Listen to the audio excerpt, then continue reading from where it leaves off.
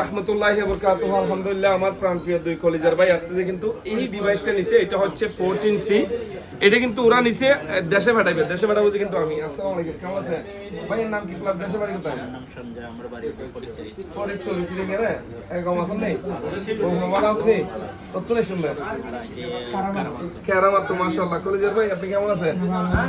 বাড়ি সিরিং না খারাসরি রামগঞ্জ মাশাআল্লাহ।